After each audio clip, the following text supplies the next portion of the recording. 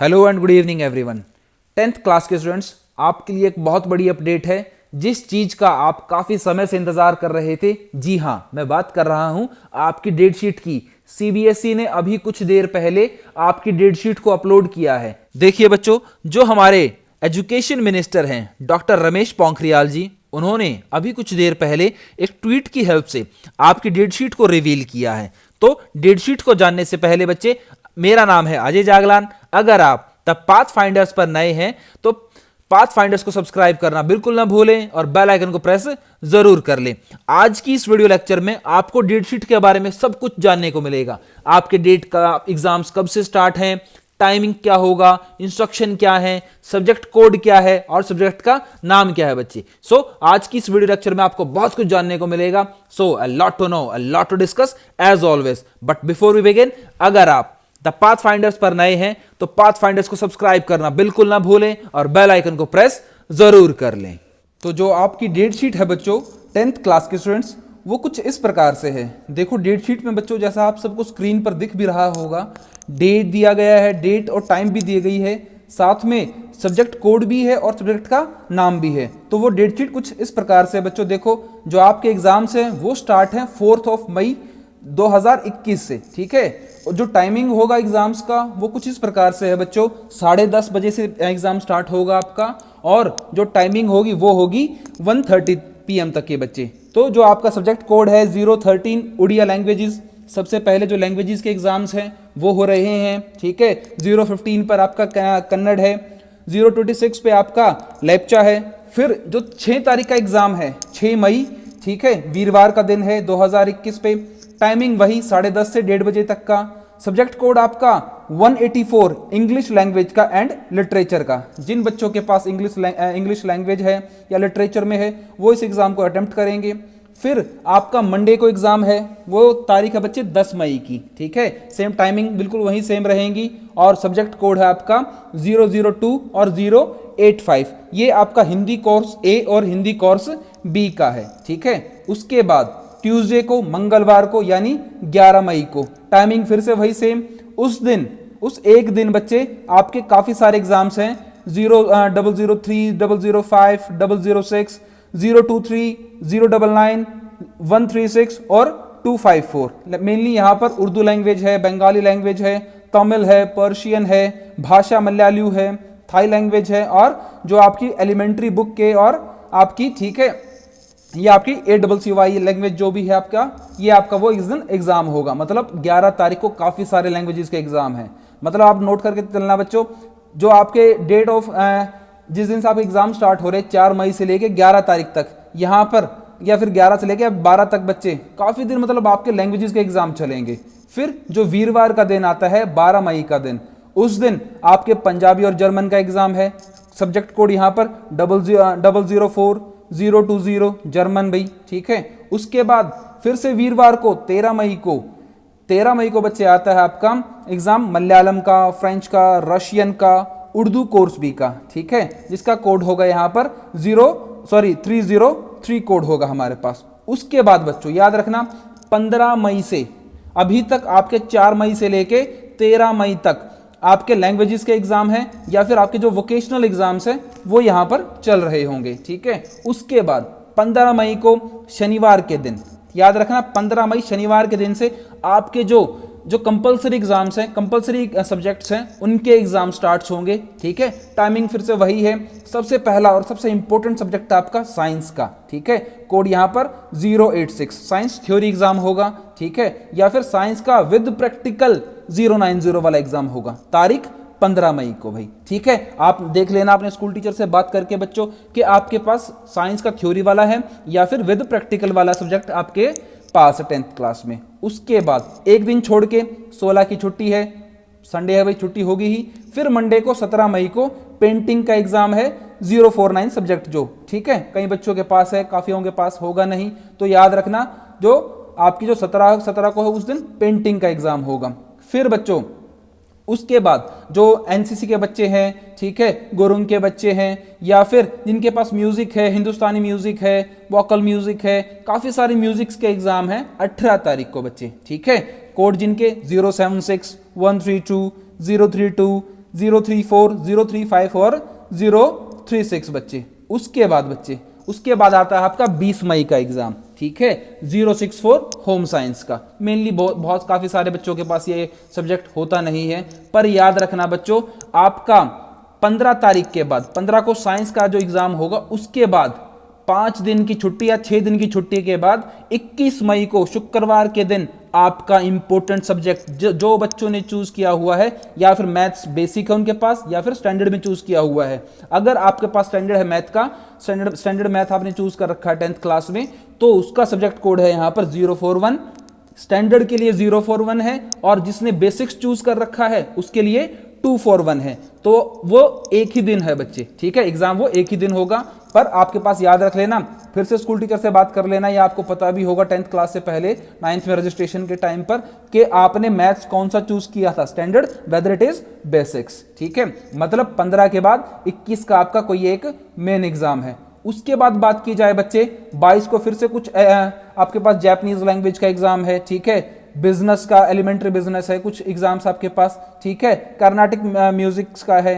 उसके बाद कोई आपके पास एग्जाम आता है, वो है 25 मई का। वहां पर तेलुगु का, सिंधी, मराठी, गुजराती, मणिपुरी, आसमी, तिब्बतन, नेपाली, लिम्बो, तेलुगु, बोडो, टैंगोल, भोटिया, स्पेनिश, कश्मीरी, मिजो, राई, तमांग और शेरपा का एग्जाम है बच्चों। ये कोई इंपॉर्टेंट एग्जाम्स नहीं है, तो याद रखना आपका सबसे पहला इंपॉर्टेंट एग्जाम साइंस का 15 मई को, उसके बाद 21 मई को मैथ्स का एग्जाम है।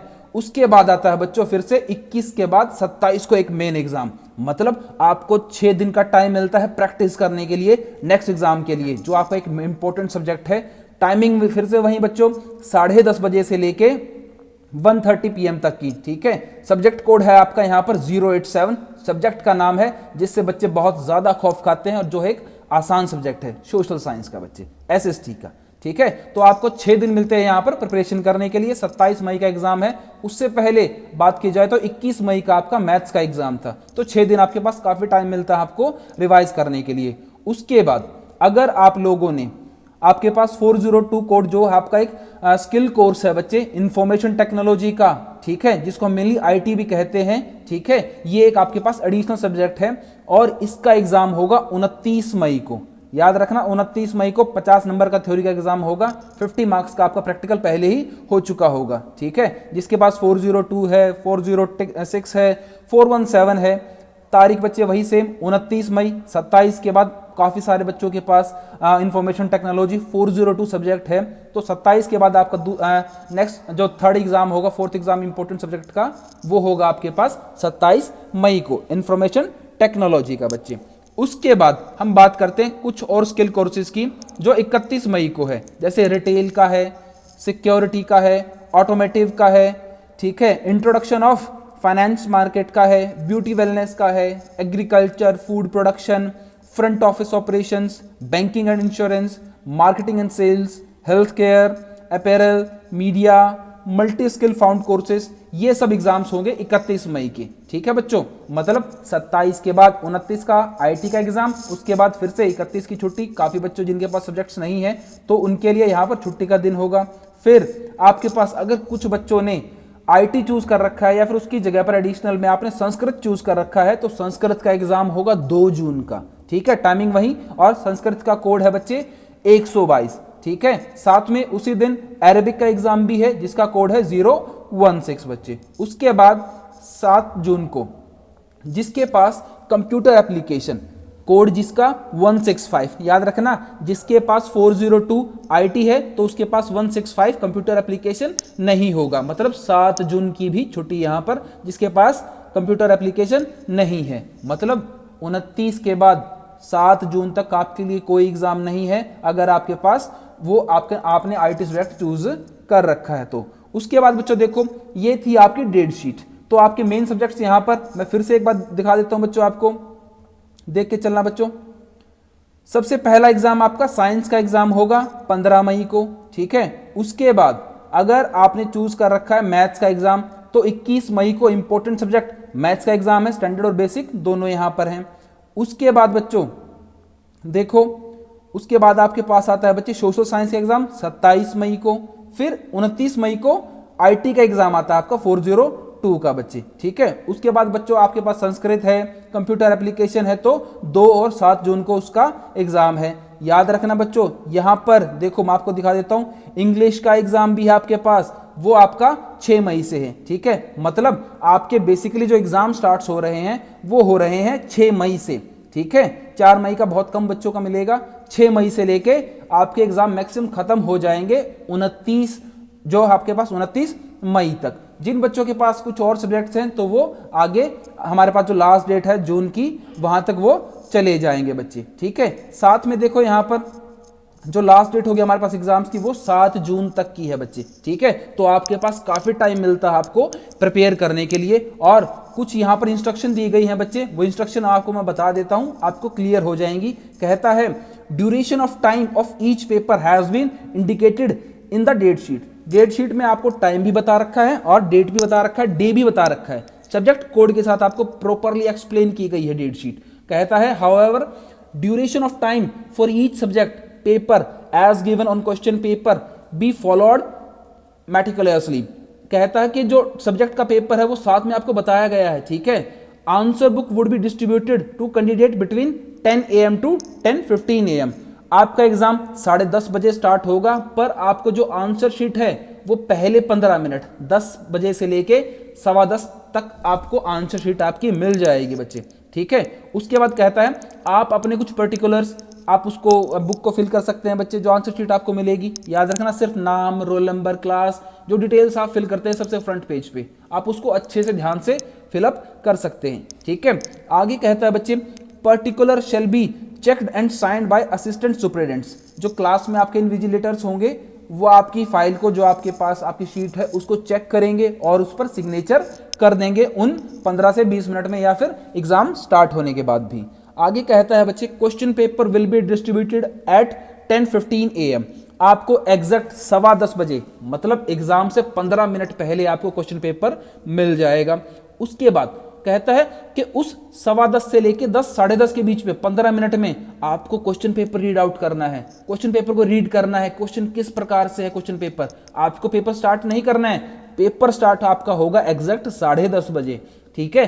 पर 10:15 से लेके 10:30 तक उस दौरान आपको पेपर को रीड करना है बच्चे, ठीक है। क्वेश्चन पेपर के किस प्रकार से क्वेश्चन पेपर है हमारे पास, ठीक है। आगे उस दौरान आपको स्ट्रेटेजी भी बनानी है, आप अपने आंसर किस प्रकार से लिखेंगे, वो 15 मिनट आपके लिए बहुत यूजफुल होंगे। आप चाहो तो उस दौरान पूरे पेपर को डिजाइन कर सकते हैं, पूरी स्ट्रेटेजी बदल सकते हैं अपनी, ठीक है। आगे कहता है बच्चे 10:30 बजे आपका एग्जाम स्टार्ट हो जाएगा, ठीक है। No inquiries about date of declaration of result shall be attended to.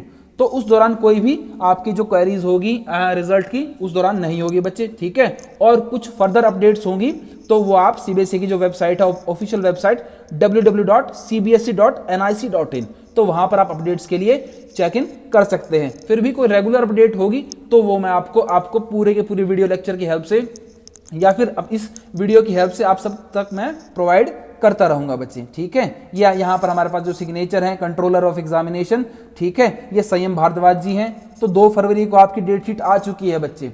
मैं आपको पहले से फिर से आपको एक बार बता दूं, आपकी डेट शीट आ चुकी है। एग्जाम्स के लिए अभी से प्रिपेयर करना स्टार्ट कर दो बच्चे, ठीक है। एग्जाम्स के लिए अभी से प्रिपेयर करना स्टार्ट कर दो। Best of luck for your exams and thank you and God bless you.